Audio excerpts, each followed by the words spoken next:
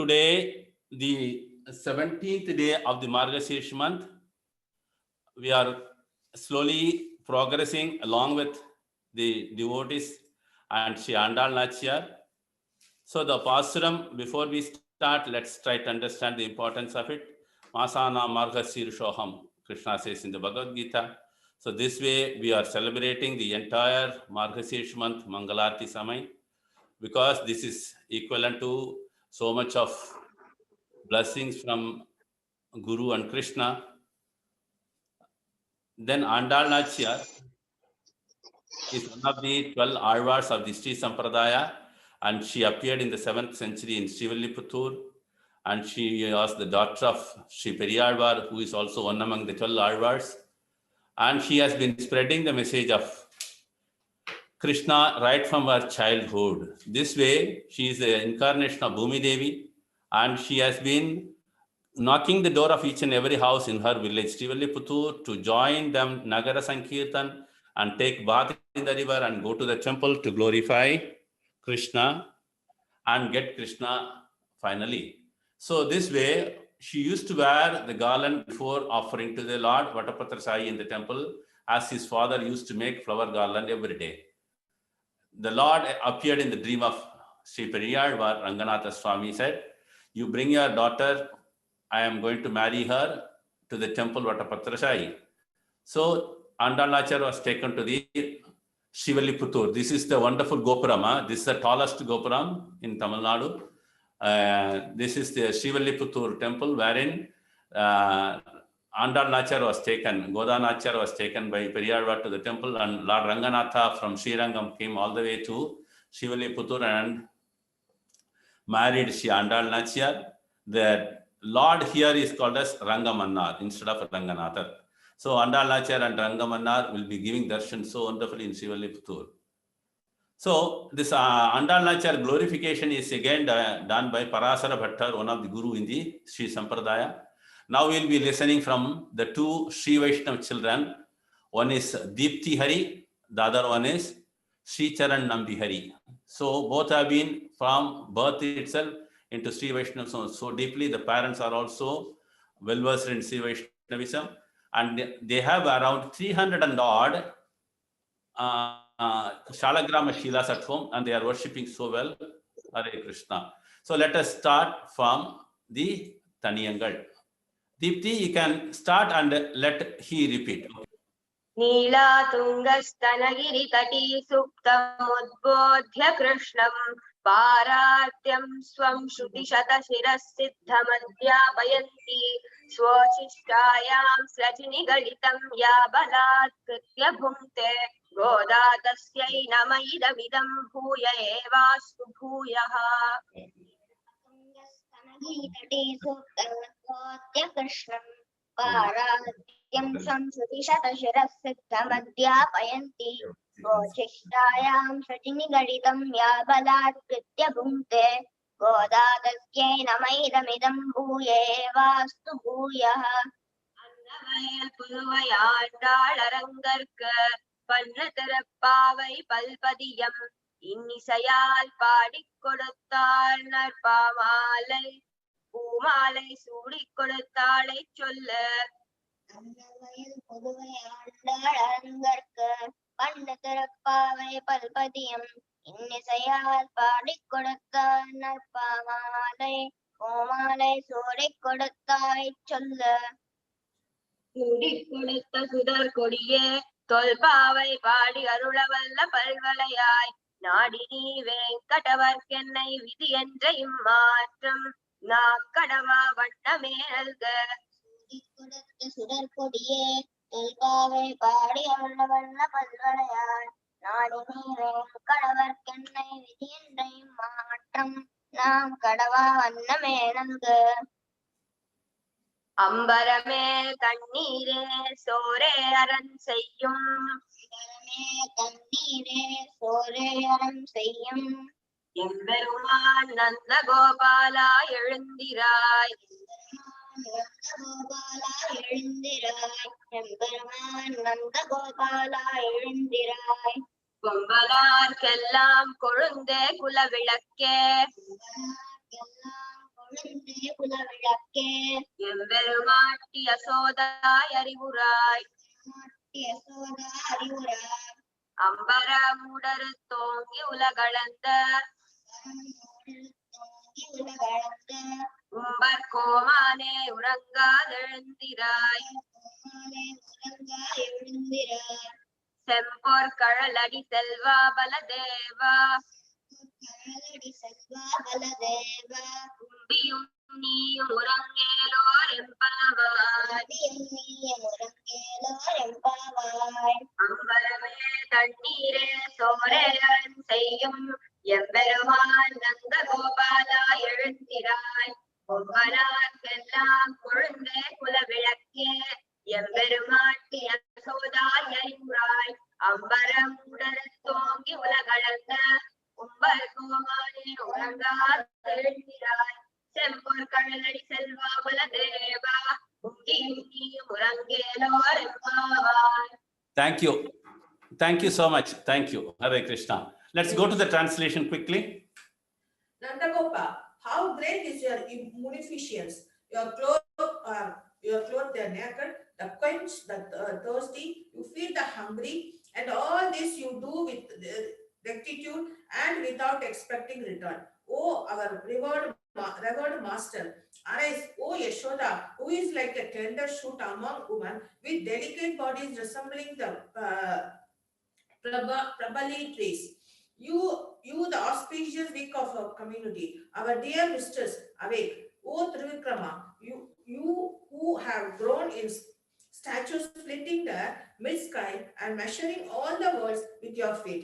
Wake up, your lord of the Nitya Suras, the ever-wise. You should not sleep. Get up. O Balarama, you who wear an anklet of pure shining gold on your foot. You and your brother pray. Wake up. Hare Krishna. Now we can split. Today we are தண்ணீரே சூரியரம் செய்யும் எம்பெருமான் நந்தகோபாலா எழுந்திராய் கொம்பனார்க்கெல்லாம் கொழுந்தே குலவிளக்கே எம்பெருமாட்டி யசோதாய் அறிவுராய் அம்பரமூடர் தோங்கி உலகளந்த உம்ப கோமானே உறங்கால் எழுந்திராய் செம்பர் கடலடி செல்வா பலதேவா கும்பியும் நீயும் ఉరంగేలోరెంబావాయ్ వస్త్రమే ఉదకమే అన్నమే ధర్మము చేయు మా స్వామి ఓ నందాయిక మేల్కో ఇంటులలో మేల్బంతి ఓ మంగళ దీపమా మా స్వామిని యశోదా మేలుకో పెరిగిన భువన కరిగి లోకాలు కొలచిన మాధుర నిద్దుర ముద్దు కాదురా స్వర్ణారుణ మంజీర శ్రీపాద బలదేవ నీ అనుజుడు నీవు నిద్ర మేల్కొనుడు జగతికే మంగళము కూర్చు మన శ్రీవ్రతము. హరే కృష్ణ. హరే కృష్ణ. ఈరోజు అమ్మవారు నందగోపాల్ని యశోదమ్మని ఇద్దరిని అడుగుతున్నారు, మీ ఇద్దరు నిద్ర లేవడని. వస్త్రములు నీరు అవసరమైన వాళ్ళకి ధర్మం చేయి స్వామి నందగోపాల మేలుకో. రెబ్బల చెట్ల వలె సుకుమారమైన శరీరం గల స్త్రీలలో చిగురు వంటి దానివైన ఓ యశోదమ్మ, మా వంశానికి మంగళకరమైన దీపము వంటి దానా మేలుకో. ఆకాశంలోని మధ్య భాగాన్ని చీల్చుకొని పెరిగి లోకాలను కొలిచిన నిత్య సూర్యులకు నాయకుడా త్రివిక్రమ మేల్కొనమయ్యా. ఎర్రని బంగారు కొడియాన్ని ధరించిన బలరామ, నీ తమ్ముడు నువ్వు మేల్కోండి. ఇది ఇవాటి పాశ్రము. మనము దీంట్లోని అర్థము పరమార్థాలని అర్థం చేసుకోవడానికి ప్రయత్నం చేద్దాం. మొదటి పాదం, అంబరమే తన్నీరే సోరే అరుం సెయ్యం ఎం పెరుమాన్ నందగోపాల. ఎం పెరుమాన్ అంటే మాకు కీర్తినిచ్చిన మాకు స్వామి. ఈయన నందగోపాల వారు వస్త్రములు నీరు అన్నము అవసరమైన వాళ్ళకి ధర్మం చేసే స్వామి నందగోపాల అనేటువంటిది మనకి అర్థం అనమాట. ఇందులో పరమార్థం ఏంటంటే పరమాత్మ పరమపదమునకు, అంటే పరమాత్మ ఉండేటువంటి పరమ పదమునకు ఉన్నటువంటి అత్యున్నతమైన స్థితికి పరమ వ్యోమము పరమాకాశం అని పేరు. మనకి గోవిందాష్టకంలో వస్తుంది, మీరు వినే ఉంటారు. సత్యం జ్ఞానం అనంతం నిత్యం ఆకాశం పరమాకాశం అనేటువంటి విషయాన్ని శంకరాచార్య వారు గోవిందాష్టకంలో చెప్పడం జరిగింది అనమాట అని పేరు మేడం. ఈ జగత్తులో అది ఆకాశానికి సంబంధించి.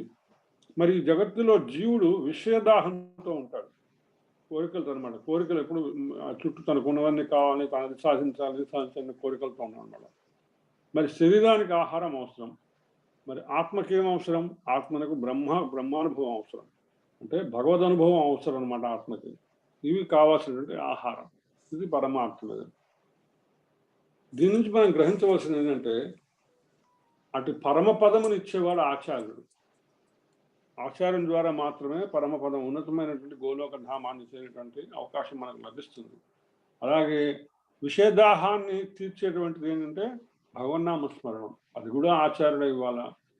బ్రహ్మానుభవాన్ని, పోషకాన్ని, బ్రహ్మానుభవాన్ని ఇవ్వగలిగింది ఏంటంటే అది కూడా ఆచార్యుడు ఇవ్వాలి. ఎందుకంటే ఆచార్యుడి ద్వారానే మనము విషయదాహమైనటువంటి భగవన్నామ స్మరణంతో విషయదాహాన్ని తీర్చుకోవచ్చు.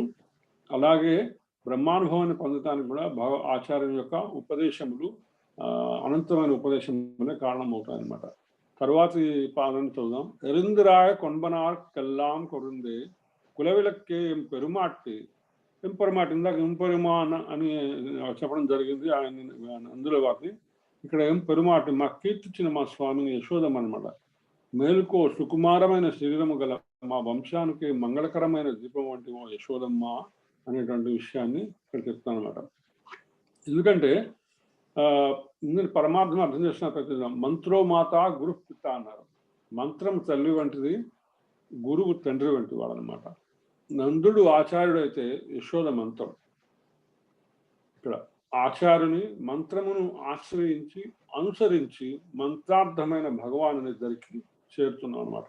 అంటే ముందు ఆచార్యుని ఆశ్రయించాము, తర్వాత ఆచార్యుడి ద్వారా మంత్రాన్ని ఆశ్రయించాము, అమ్మాని ఆశ్రయించాము. ఆ తర్వాత దాని ద్వారా నెక్స్ట్ మనం శ్లోక పాఠశాలలోకి స్వామివారిని చేరడానికి ప్రయత్నం చేస్తున్నాం. அறிவுராய் அம்பரம் உடரத்து ஒங்கி உலகளந்த உம்பర్ కోమానే ఉరంగాలు ఎరుందురాయ్. ఉరుక్రమ అనే విషయాన్ని ఇక్కడ మనకి అర్థం చేస్తున్నాడు. ఉరు మహాన్ క్రమ పాద విక్రమో వాయస్య, అంటే గొప్ప పాదము పరాక్రమము కలవాడని అర్థం ఉరుక్రమ అనే దానికి అర్థం అనమాట. అలాగే ఆకాశంలో మధ్య భాగాన్ని చీల్చుకుని పెరిగి లోకాలను కొలిచిన సురేష, సురులకు ఈశ్వరుడైనటువంటి సురేష, అంటే దేవతలకు దేవుడైనటువంటి సురేష భగవానుడా. త్రివిక్రమ మేలుకో, అంటే ఇక్కడ త్రివిక్రమ అంటే త్రివిక్రమ అత్, త్రీం లోకాన్ విశేషాన్ని క్రామత, అంటే మూడు లోకాలని అతిక్రమించిన వాళ్ళని అంటున్నాడు. అక్కడ గురుక్రమ అంటే అత్యంత పెద్ద గొప్ప పాదము పరాక్రమ కలిగిన వాడు. ఇక్కడ మూడు లోకాలను ఆశ్రయించిన వాడు త్రివిక్రమ అనమాట. ఇక్కడ ఎందుకని ఇట్లా మెన్షన్ చేయడం జరిగిందంటే, మేము స్వామి నువ్వు ఇప్పుడు మళ్ళా వామనావతారం ఎత్తి మాలో అహంకార మమకారాలను తొలగించడానికి బలిచక్రవర్తిని అహంకార మమకారాన్ని తొలగించిన వాడిలాగా నువ్వు మళ్ళా వామనావతారం ఎత్తవలసినటువంటి అవసరం లేదు. ఎందుకంటే నీ కనులు తెరిచి చూస్తే మమ్మల్ని చాలు. ఎందుకని అవసరం లేదంటే ఆల్రెడీ మేము ఆ స్టెప్ దాటొచ్చాం. లోపలికి మమ్మల్ని రావటానికే ద్వారపాలకులు నిన్న ఏం చేశారు, ఆ ద్వారాలని లోపలికి తెచ్చుకోమని అడిగాం మనం పాలకుల్ని. అంటే ఆచార్యుల ద్వారా మా అహంకార మమకారాన్ని తొలగించుకునే స్థాయిని మేము ఆల్రెడీ వచ్చి నీ దగ్గరికి చేరుతున్నాం. ఒక అడుగు దూరంలో ఉన్నాం స్వామి. అందుకని మళ్ళా నువ్వు మా కోసం వామనావతారం ఎత్తి మళ్ళీ మాకు చేయాల్సిన పని లేదు. అందుకని ఆయన గుర్తు చేస్తున్నారు, మేము ఆల్మోస్ట్ రెడీ నీ యొక్క కృపని పొందటానికి అని చెప్తున్నాను అనమాట. శంభుర్ కరడి చెల్వా బలదేవ, బలదేవుడు ఎర్రని బంగారు కడియాన్ని ధరించి ఉన్నట్ట బలరాముడు. ఎందుకని ప్రస్తావించారు అమ్మవారి ఇక్కడ అంటే, బలరాముడు ముందు బిడ్డలు చాలా మంది దక్కలేదు కదా దేవకిదేవి. అప్పుడేం చేస్తే బలరాముడు పుట్టిన తర్వాత ఆయన చేతికి ఆయన కాలికి బంగారు కడియాన్ని వేశారనమాట. బంగారు కడియాన్ని వేస్తే ఆ తర్వాత కృష్ణుడు పుట్టాడు. అందుకని బలరాముని వల్ల కృష్ణుడు పుట్టాను, బలరాముడు బంగారు కడియం వేశారట. ఇందులోనేటువంటి పరమార్థం ఏంటంటే, నేను భగవానికి చెందినవాడును అని తెలియటం మంత్రార్థం. మంత్రాన్ని మనము స్మరించడం వల్ల మనకు తెలిసేది ఏంటంటే నేను భగవానునికే చెందినవాడిని తెలియటం అన్నమాట. ఇది కాలి బంగారు కడియం ద్వారా మనకి స్ఫురించేటువంటి అంతరార్థం అది. అలాగే భగవద్భక్తులకే చెందినవాడను. మరి ఇది కూడా తర్వాత ఏంటంటే ఆ కడియంగల బలరాముని పాదాన్ని కూడా మెన్షన్ చేయాలి. అంటే నేను భగవంతుని మంత్రార్థం ద్వారా భగవంతునికి చెందిన వాళ్ళని తెలియటం ఒకటి, మనకు మనం తెలుసుకోవటం ఒకటి, అది భగవత్ శేషత్వం అంటారన్నమాట. అలాగే నేను భగవద్భక్తులకు చెందిన వాడను, ఎందుకంటే దీని ద్వారా వారి సేవలు చేయగలిగే వాడని తెలుసుకోవటం అది ఆ మంత్రార్థ సారం. ఆ విధంగా బలరాముని పాదాన్ని, బలరాముని పాద కడియాన్ని కూడా ఇక్కడ అమ్మవారు ప్రస్తావించడం జరిగింది. దాంతో దీని ద్వారా మనం అర్థం చేసుకోవాల్సింది ఏంటంటే, భగవద్భక్తుల దాస్యం స్వీకరిస్తే భగవాన్ని దాస్యం చేసినట్లు. అంతకుముందు మనం 2 పాసాల ముందు చెప్పుకున్నాం. కులశేఖరాలు వారు ఎప్పుడు ఆయన శ్రీరంగం దర్శనంకి వెళ్ళాలనుకున్నా భాగవతులు ఆయన దగ్గరికి రావటం, భాగవతులు ఆయన దగ్గరికి రాగానే ఆయన తన ప్రయాణాన్ని విరమించుకుని ముందు భాగవత సేవ చేసుకోవటం, ఆ తర్వాత మళ్ళీ ఈ శ్రీరంగ దర్శనాన్ని పోస్ట్ పోన్ చేసుకున్నాం. అంటే ఎప్పుడైతే భగవద్భక్తుల దాస్యం మనం చేస్తుంటే అందులో కూడా భగవానుని దాస్యం చేసినట్లే అవుతుందన్నమాట. ఆ విధంగా భగవద్భక్తుల దాస్యాన్ని సేవని ఇందులో అమ్మవారు ప్రముఖంగా ప్రస్తావించారు. స్వామివారి కన్నా ముందు కూడా ఆచార్యుల సమాశ్రయణము, ఆచార్యుల మంత్రోపదేశము, ఆచార్యుల మంత్రోపదేశం తర్వాత సత్సాంగత్యము, భాగవతుల దాస్యము, ఇవి చాలా ఇంపార్టెంట్ సత్సాంగంలో కూడా. దీని ద్వారానే మనము స్వామివారి దగ్గరికి చేరగలము అనేటువంటి విషయాన్ని అంతర్లీనంగా ఇందులో మనకి చెప్పడం జరిగిందనమాట. ఉంబియం నీయం మురగ, నీ తమ్ముడు నువ్వు మేల్కోండి అయ్యా స్వామి అని అంటున్నది అనమాట. ఎవరిని? బలరాముడిని ఆమె లేపుతున్నది. ఎందుకంటే ఇందులో బలరాముడు ఆదిశేషుని అవతారం, అంటే భగవాన్ యొక్క ఆయన భగవాన్ మహావిష్ణువు వాళ్ళు ఆయన బలరాముడు ఆదిశేషుని మీద పడుకొని ఉంటారు కదా. ఎక్కడైనా మంచం మీద పడుకున్న వాళ్ళు నిద్రపోవడం చూసాను, కానీ మంచం కూడా నిద్రపోవడం చూడటం ఇదేనా మేము అనే చమత్కారంగా ఇక్కడ బలదేవుణ్ణి నిద్రలేపుతున్నారు. వాళ్ళు చేయకపోయినా వారిని ఎదురిస్తారు, కానీ చేయకూడా అందిస్తారని గోపికలు ఇక్కడ చమత్కరించారు. ఆ విధంగా ఏలూరు ఎంపావా జగతికే మంగళ కూర్చు మన శ్రీవ్రతం. ఇవాళ ఒక 2 విశేషమైనటువంటి శ్రీమద్ భాగవతం లాంటి శ్లోకాలను మనము స్మరించుకుంటాం. ఒకటి శ్రీమద్ భాగవతం, ఎవరన్నా చదువుతారా మాతజీ ఈ శ్లోకం? తెలుగు శ్లోకం. హరే కృష్ణ. హరే కృష్ణ. చదవమంటుంది.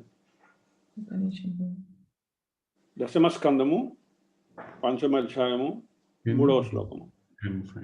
ఒక నిమిషం ప్రభు, శ్లోకం అందిస్తున్నా స్క్రీన్ మీద. పర్లేదు. దేహినూనాం నియుతే ప్రాధాత్ విప్రేభ్యః సమలంకృతే తిలాంధ్రిన్ రత్నౌఘ శతకం కౌంభంబరవృథాన్. సారీ ప్రభు, సారీ, ఇంకొకసారి చదువుతాను.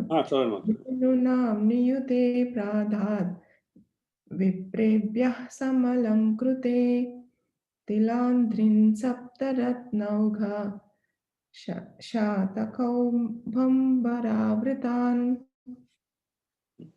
ఇక్కడ నందమహారాజు కృష్ణుడు పుట్టిన సందర్భంగా ఆయన ఏం చేశాడంటే వస్త్ర ఆభరణాలతో అలంకరించిన 2 లక్షల గోవులను బ్రాహ్మణులకు దానం ఇచ్చాడు. అలాగే రత్నాలు, బంగారు జరీ వస్త్రం కప్పబడిన 7 రాసుల ధాన్యాన్ని కూడా దానం ఇచ్చాట ఆయన నందమహారాజు. అందుకే వాళ్ళు ఏం గుర్తు చేస్తున్నారంటే, ఎప్పుడైనా సరే మనకి తెలుగులో ఒక సామెత ఉంది, పుత్రోత్సాహము తండ్రికి పుత్రుడు జనించినప్పుడే కాదు ఆ పుత్రుడి కనుగొనిపోయాడుగా పుత్రోత్సాహము తండ్రికి ఒక పద్యం చెప్పుకుంటూ వస్తాం అనమాట.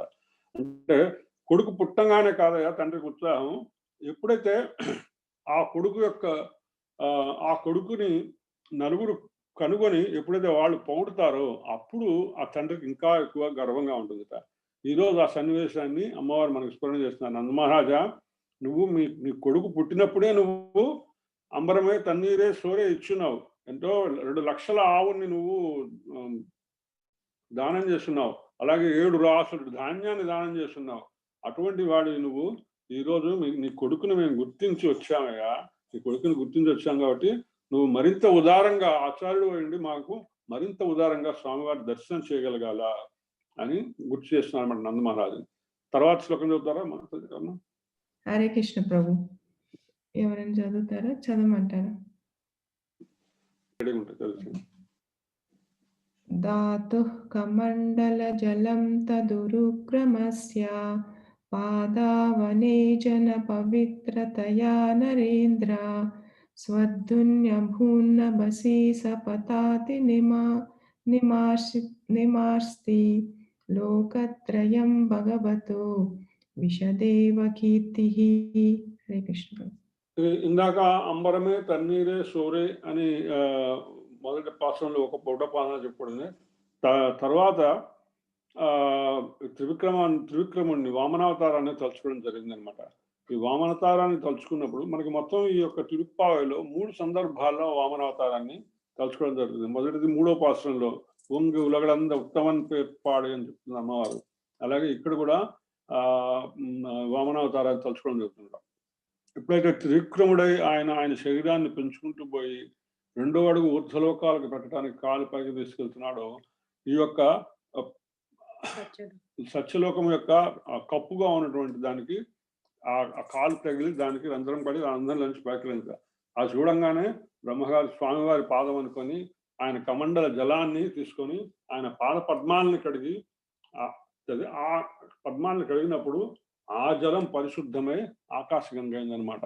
ఆ ఆకాశం నుండి పడుతూ ఎలా అయితే భగవంతుడు ఏ విధంగా అయితే విశ్వమంతా వ్యాపించి ఉన్నాడో అలాగే 3 లోకాలని పాపాలని పోగొడుతున్నాడో అలాగే గంగ కూడా ఆ విధంగా 3 లోకాలను ఇచ్చేది, 3 లోకాల పాపాలను కూడా పోగొట్టింది అని చెప్పి ఇక్కడ అద్భుతమైనటువంటి వర్ణన చేశారన్నమాట. దీన్ని మనం తెలుగులో శ్రీమద్ భాగవతంలో వర్ణన చూద్దాం. క్రేపుల తోడ కూడా కైజేసిన పాడి ఎవరన్నా చదవగలరా తెలుగు మాతది? హరే కృష్ణ. 18 చదువుతారు తెలుగు. క్రేపుడ కైజేసిన పాడి మొదవుల 2 లక్షలను కనక కలశమణి వసన విశాలంబులైన తిలశైలంబుల లేడింటిని భూదేవతలకిచ్చిన్. 2 లక్షల పాడి ఆవులను ఆభరణాలతో అలంకరించి దూడలతో సహా బ్రాహ్మణులకు దానాలు చేశాట. పెద్ద పెద్ద నువ్వుల రాసు 7 సంస్కృతంలో కూడా తిలాద్రి నృప్త అని మెన్షన్ చేశారు. తెలుగులో కూడా ఆయన తెలుగులోనే మెన్షన్ చేశాడు. కానీ ప్రభుత్వ ట్రాన్స్లేషన్ ఆయన గ్రెయిన్స్ అన్నాడు. ఏదైనప్పటికీ కూడా 7 రాసుల నువ్వులను దానం చేసేట ఆయన. ఇట్లా ఒకటిగా బంగారు చెంబులు, రత్నాభరణాలు, నూతన వస్త్రాలు ఇవన్నీ కూడా దానం చేసేట ఆయన. ఆ సందర్భంగా పోతంగా చెప్తున్నాం అనమాట. తర్వాత పద్యం మాతాజీ. తన పుట్టిల్లిదె పొమ్మటంచు నజుడు తన్నాభి పంకేరుహంబు నిరీక్షించి నటించి ఉన్నత పదంబు చూసి తత్పాద సేవనము చేసే కమండలూదకములు చల్లించి తత్తోయముల్ విను వీరిం ప్రవహించే దేవనదిన విశ్వాత్మ కీర్తి ప్రభన్. ఎప్పుడైతే వామనావతారంలో ఈయన వామనుడు అతి పెద్దగా అయిపోయినాడు మొదట బ్రహ్మగారికి ఏం కనిపించిందంటే ఆయన నాభి మండలం కనిపించింది, నాభిస్థానం కనిపించింది. ఆహా ఇదే కదా నా జన్మస్థానం అని బ్రహ్మ గుర్తు చేసుకున్నట. నేను ఇక్కడే కదా పుట్టాను అని ఆయన పుట్టిన ప్రదేశం ఇదే అయినటువంటిది గుర్తు చేసుకొని అనుకుంటూ ఆ బ్రహ్మదేవుడు సంతోషించి మహోన్నతమైన ఆ పాదాన్ని దర్శించుకున్నాడు. తన కమండల జలంతో స్వామి పాదాన్ని కడిగాడు అనమాట. కడిగి ఆ చల్లించినటువంటి జలధారలు కీర్తికాంతితో నుండి ఆకాశంలో దేవనదిగా ప్రవహించాయి. ఆ విధంగా అవి భూమికి చేరి 3 లోకాలను కూడా తరింపజేశాయి అని చెప్పుకుంటారు. అలాగే స్వామివారి బ్రహ్మ పాదాన్ని బ్రహ్మ కడిగి ఉన్నాడు కాబట్టి తప్పనిసరిగా ఇక్కడ మనం అన్నమాచార్యుల వారి కీర్తన అనుసంధానం చేసుకోవాల్సి ఉంటుంది. అందరికీ తెలిసినటువంటి చాలా పాపులర్ అయినటువంటి కీర్తన ఇది, బ్రహ్మ కడిగిన పాదము. ఎవరన్నా పాడగలగరా ఉన్నవాళ్ళు? మీరే కడిగిన పాదము బ్రహ్మ కడిగిన పాదము బ్రహ్మము తానే పాదము బ్రహ్మ కడిగిన పాదము చలగి వసుత గొలిచిన నీ పాదము బలితల మోపిన పాదము తలక గగనము తన్నిన పాదము బలిరుపగాచిన పాదము బ్రహ్మ కడిగిన పాదము బ్రహ్మ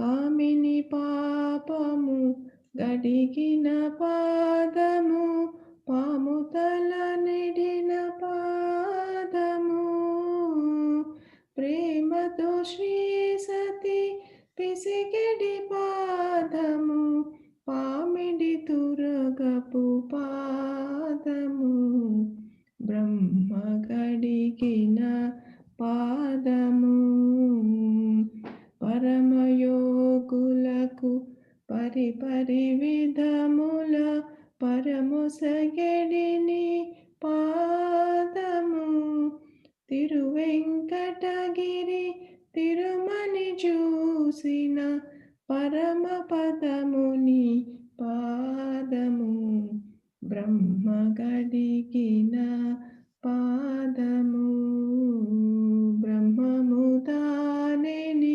పాదము బ్రహ్మ గడిగిన పాదము.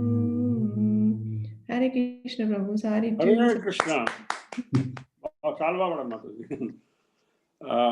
బ్రహ్మ కడిగిన పాదము, బ్రహ్మము తానే అయినటువంటి ఆ పాదము, చెలగి వసుధ కొలిచిన నీ పాదము అంటే వసుధ భూమిని కొలిచినటువంటి నీ పాదము, బలి తల మీద మోపినటువంటి పాదము, తలగక గగనము తన్నిన పాదము, భూమినే కాదు భూమండలాన్ని కాదు ఊర్ధ్వమండలాన్ని కూడా ఊర్ధ్వలోకాలని కూడా తన్నినటువంటి నీ పాదము, బలరిపు గాచిన పాదము, బలరిపుడు అంటే ఇంద్రుడు అనమాట, ఇంద్రుడిని కాచినటువంటి నీ పాదము, కామిని పాపము కడిగిన పాదము, పాము తల నిడిన పాదం అంటే కాళీ మర్దనాన్ని గుర్తు చేస్తున్నారు ఇక్కడ, ప్రేమతో శ్రీసతి పిసికెడి పాదము, పామిడి తురగపు పాదం అంటే గరుత్మంతుల వారిని కూడా ఎప్పుడు గరుత్మంతుల వారు కూడా ఆశ్రయించేటువంటి పాదము, పరమయోగులకు పరిపరి విధములు అనేక రకాలుగా పరమయోగులకు పరమిచ్చేటువంటి నీ పాదము, తిరువెంకటగిరి తిరమని చూపిన పరమ పదము నీ పాదము. తిరం అంటే స్థిరము అంటే స్వామివారి పాదాలే స్థిరమైనటువంటివి అనేటువంటి విషయాన్ని ఇక్కడ మరొకసారి తెలియజేసుకున్నారు. ఆ విధంగా మనం ఈ కీర్తన కూడా తలుచుకోవడం జరిగింది. హరికృష్ణ మాతాజీ మీరు యాడ్ చేసి మాతాజీ ఎవరన్నా. హరే కృష్ణ. లేదు ఇక్కడ మెయిన్ గా ఒక పదాన్ని గురించి బాగా మనం గుర్తుపెట్టుకోవాల్సింది ఉరుక్రమ అనే పదాన్ని శిలా ప్రభుపాదుల వారు చాలా చక్కగా అంటే అత్యద్భుతమైన కార్యాలు, ఎవరు అన్యులు చేయలేని కార్యాలు చేసే స్వామి గురించి ఇక్కడ చెప్పారనమాట. 10 minutes ఉంది ప్రభు ఈరోజు. హరే కృష్ణ. సో ఉరుక్రమ అంటే అద్భుతమైన కార్యాలు, అందుకని ఇక్కడ ఆ ఉరుక్రమ అనగానే వామనావతారాన్ని గుర్తు చేయడం కూడా జరిగింది. మీరు అన్నట్టు మనకి ఈ తిరుపావైలో 1st, 17th, 24th పాశ్రాలలో ఆండాళ్ళ తల్లి వామనుని యొక్క ఈ అద్భుతమైన కార్యాలని గుర్తు చేసుకోవడం జరిగింది. తర్వాత ఇక్కడ ఏంటంటే వీళ్ళు ఎంత ప్రాపర్ ఛానల్లో వస్తున్నారంటే ఫస్ట్ తండ్రిని, తర్వాత తల్లిని, తర్వాత అన్నను మేల్కొంటూ వాళ్ళను కీర్తిస్తూ, తర్వాత కృష్ణ పరమాత్మ దగ్గరికి ఆయన లేపమని, ఆయన యొక్క సాన్నిధ్యం వాళ్ళకి ఇవ్వాలని, ఆయన కరుణ చూపాలని వాళ్ళు ప్రార్థిస్తున్నారు అనమాట. ఎవరు మన గోదమ్మను ఆమె అనుచరులు. అవి అంటే వాళ్ళ మనం అంటాం కదా, ఏదైనా నిన్న కూడా డిస్కస్ చేసుకుంటే ఆచార్యపరంగా మనం వెళ్తే మనకు స్వామి దర్శనము ఈజీగా లభిస్తుంది. కాబట్టి ఇక్కడ ఆచార్యులు ఎవరంటే బలదేవుడు. మన ఈ బృందావనం వెళ్ళినప్పుడు తావుజీ అని బలరాముని టెంపుల్ ఉంది. ఈ గురు పౌర్ణమి రోజు అక్కడ వేలాది మంది వస్తారనమాట, పెద్ద పెద్ద తిరునాళ్ళు అయితే. భగవంతుడిని మనల్ని దరిచేసేది గురువు రూపంలో ఉన్న బలరాముడని ఒక నమ్మకము. అందుకని బలరాముని ఇక్కడ వాళ్ళు వేడుకుంటూ తర్వాత కృష్ణుడిని లేపమని వాళ్ళకు భగవంతుని యొక్క దర్శనాన్ని ఇవ్వమని ఇక్కడ గోపికలు ప్రార్థిస్తున్నారు అనమాట. హరే కృష్ణ. సో మనం ఈ శ్లోకాలు మీరు అన్నట్టు నిన్న చెప్పినట్టు ఆచార్యుని యొక్క ఇంపార్టెన్స్ చెప్పే శ్లోకం ఇది కూడా. భగవంతుడు భక్తులకు చెందినవాడు కాబట్టి ఆ భక్తులు మన మీద కనికరం చూపిస్తే మనకు భగవత్ సాంగత్యం దొరుకుతుంది. కాబట్టి ఫస్ట్ భాగవతుల యొక్క సేవ చేసుకుంటూ వాళ్ళ యొక్క అనుగ్రహానికి మనం గనక పాత్రులమైతే వాళ్ళ ద్వారా మనకు భగవంతుని యొక్క అనుగ్రహము లభిస్తుంది. ఇక్కడ మీరు చెప్పారు కదా ప్రభు, బలరాముడు పాదానికి తొడిగిన అది బంగారు కడియం. అత్రేయ గారు చెప్పారు అది భగవత్ శేషత్వం అట. ఆ గడియంకున్న బలరాముడి పాదం భాగవత శేషత్వం అట. అంటే ఇంత అర్థం ఉంది ఆ పదంలో. కాబట్టి బలదేవుడిని ప్రార్థిస్తూ ఆయన ద్వారా కృష్ణుని మేల్కొతున్నారు. అదొక్కటి జస్ట్ ఐ వాంట్ యాడ్ ప్రభు. భాగవత సేవ తద్వారా భగవత్ సేవ, అది ఇంపార్టెంట్ పాయింట్ నాకు ఈ శ్లోకంలో అనిపించింది. రెండోది ఏంటంటే భగవంతుని యొక్క అద్భుత కార్యాలు, ఇంకెవరు చేయలేని అద్భుత కార్యాలు. అందుకే ఉరుక్రమాన్ని 3-4 సార్లు శిలా ప్రభుపాద టర్న్ యూజ్ చేశారు. హరే కృష్ణ. భాగవత సమాశ్రయాన్ని, భాగవత సేవని అంటే ఒకటి భగవద్భక్తుల సేవ, అందులో రెండోది భాగవతులు ఎవరంటే భాగవతాన్ని మనకు ఎవరైతే మనకు అందిస్తారో అటువంటి ఆచార్యుల సేవ. ఆ రెండు సేవల ద్వారా భగవత్ సేవ, ఈ మూడింటిని కూడా భాగవత సేవ అని చెప్తున్నమాట. ఆ పరంపరని ఇక్కడ ఆ సత్సాంప్రదాయాన్ని ఏదైతే ఉందో మనం వెళ్ళటం కూడా ఒక్కొక్క మెట్టు ఎక్కుతూ వెళ్ళాలి అనేటువంటి విషయాన్ని అమ్మవారు అంతర్లీనంగా ఈ యొక్క పాసనంలో తెలియజేశారు అనమాట. భగవత్ శేషత్వము, భాగవత శేషత్వము చెప్పుకుంటూ వస్తూ ఇందాక మాత చెప్పినట్టు అట్లా మొదట భాగవతుల సేవ, ఆ తర్వాత భాగవతుల సేవ ద్వారా ఆచార్య నుంచి భాగవత సేవ, ఆచార్య సేవ, ఆ తర్వాత దాని నుంచి భగవత్ సేవ అనేటువంటి 3 స్టెప్పులు ఇంపార్టెంట్ అయినటువంటి. అంటే ఏ విధంగా అయితే దీని ద్వారా ఏమవుతాయంటే అహంకారాల్ని, మమకారాల్ని సంపూర్ణ శరణాగతి, ఈ 3 యొక్క అడుగులు కూడా అదే కదా మనకి త్రివిక్రమావతారంలో వచ్చేది. మొదట ఆయన ఈ యొక్క భౌతికమైనటువంటి మనకేదైతే మనం నాది నేను అనుకుంటుంటామో ఈ భౌతికమైనటువంటి ప్రకృతి, భూమండలానికి సంబంధించిన లోకాలన్నింటినీ కూడా ఒక అడుగుతో ఆయన మూసేస్తాడు. రెండో అడుగుతో ఊర్ధ్వలోకాలు, ఏదైతే మనం ఏంటంటే ఏదైనా ఉన్నతాశయాలు ఉండి ఆ కోరికలు ఉండి అక్కడికి వెళ్ళాలనుకున్నాం. చాలా మంది ఏంటంటే స్వర్గానికి వెళ్ళాలనేటువంటి, ఇవి కూడా శాశ్వతం కాదు అని దాన్ని కూడా రెండో పాదంతో ఆయన అణిచివేశాడు. మూడో పాదంతో ఆయన సంపూర్ణ శరణాగతి, పూర్తిగా బలి చక్రవర్తిని ఆయన తల మీద ఉంచాడనమాట. ఆ విధంగా ఏంటంటే మనం ఈ 3 స్టెప్పులను ఎలా సాధించగలమంటే ఈ విధమైనటువంటి 3 ఇంపార్టెంట్ అయిన స్టెప్పులు: సత్సాంగత్యము, భాగవత సేవ, తర్వాత ఆచార్య సమాశ్రయణము, ఆ తర్వాత భగవంతుని శరణాగతి అనేటువంటి 3 అడుగులు మనం వేయటం వల్ల భగవంతుని యొక్క శరణాలను చేరగలమైనటువంటి విషయాన్ని ఎంతో అంతర్లీనంగా అమ్మవారు మనకి ఈ రోజు పాఠంలో తెలియజేయడం జరిగింది. హరే కృష్ణ. హరే కృష్ణ ప్రభు, చాలా అద్భుతంగా చెప్పారు. నాకున్న ఒక డౌట్ ఏమంటే భగీరథ మహర్షి గారు తపస్సు చేస్తే గంగాదేవి భూలోకానికి వచ్చింది అని అంటున్నారు. కానీ ఇక్కడ మీరు చెప్పిన దాంట్లో ఏమంటే బ్రహ్మ కమండలంతో విష్ణు పాదాన్ని కడిగితే గంగాదేవి వచ్చింది అంటున్నారు. ఆ రెండింటి కొంచెం విశదీకరించి చెప్తారా ప్రభు? కొంచెం డౌట్ గా ఉంది దాని గురించి.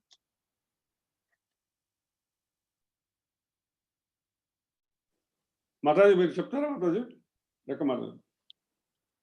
1 సెకండ్ ప్రభు, నాకు అర్థమైనంత ప్రకారం గంగాదేవి, మనం చూసే గంగాదేవి కేవలం మన కొరకే లేదు ప్రభు. Gangadevi is also there in the spiritual world. ఇప్పుడు ఐ థింక్ బ్రహ్మరాజ్ ప్రభు ఇక్కడ మీరు చెప్పింది బ్రహ్మ కమండలంలో, అది that may be a Gangadevi for its existence or appearance in the spiritual world. అది ఆధ్యాత్మిక జగత్తులో, ఆధ్యాత్మిక జగత్తులో ఉండే గంగని రప్పించడానికి వచ్చే కథ భగీరథుడి. నేను చెప్పదలుచుకుంది ఏంటంటే భగీరథుడు ప్రే చేయడం వల్లే గంగాదేవి ఉద్భవించలేదు, గంగాదేవి రాలేదు. అది దట్స్ ఇంపార్టెంట్ మనం తెలుసుకోవాలి.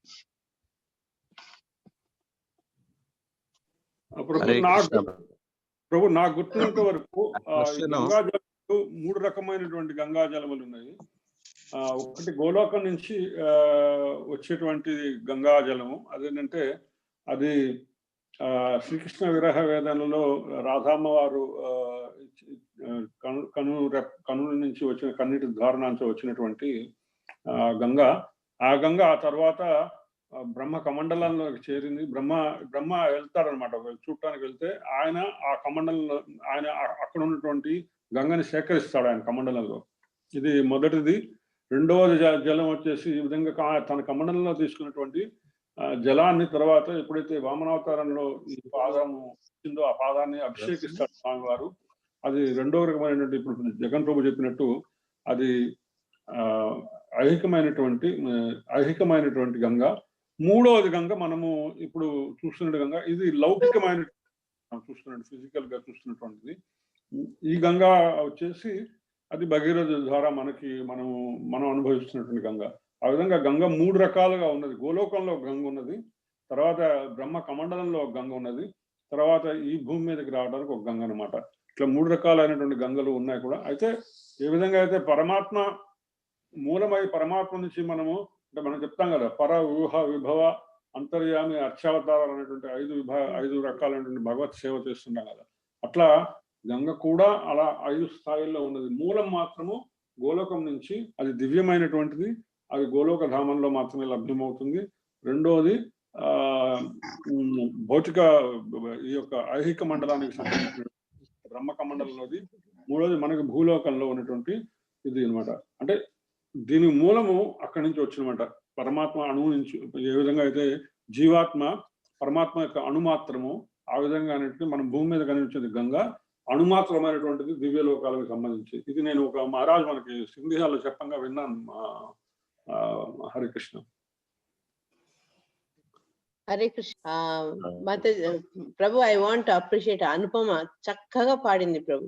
మీరు ఆ సాంగ్ సెలెక్ట్ చేయడము, ఆడ బ్రహ్మాండంగా దాన్ని ప్రజెంట్ చేశాను. అంటే ఐ థింక్ తిరుపతి అమ్మాయి అనుపమ కంటే ఇంకెవరు దీనికి న్యాయం చేకూర్చలేకపోయేవాళ్ళేమో. హరే కృష్ణ. థ్యాంక్ యూ ప్రభు. వర్ణించారు, నా డౌట్ క్లియర్ చేశారు. మాతాజీ చెప్పినట్టు అనుపమ మాతాజీ చాలా చక్కగా పాడారు. నాకు కూడా అదే అనిపించింది. స్వామి వారి అనుగ్రహంతో పాడారు అనిపించింది అనమాట. అంత అద్భుతంగా. ప్రభు అంటున్నారు అనుపమ కాదు అనురాధ అని. Thank you Mataji. చాలా సిగ్గుగా ఉంది. తిరుపతిలో పుట్టి నేను ఇంకా చక్కగా పాడుండాలా, చిన్నప్పుడు నేర్చుకోలేకపోయాను. ఇప్పటికీ బాధపడతాను ఎందుకు అన్నమాచార్య కీర్తనలు నేర్చుకోలేదని. విని అది ఎలాగో అలా కొంచెం పాడించాను. ఆచార్య కృప, అందుకే అనురాధ అని చెప్పమంటున్నారు ప్రభు. హరే కృష్ణ. అయిపోయింది, మన టైం అయిపోయింది ప్రభు. హరే కృష్ణ. వచ్చేసింది మెసేజ్. హరే కృష్ణ. అయిపోయింది. ఇక్కడ జస్ట్ ఫ్లాష్ చేస్తారు.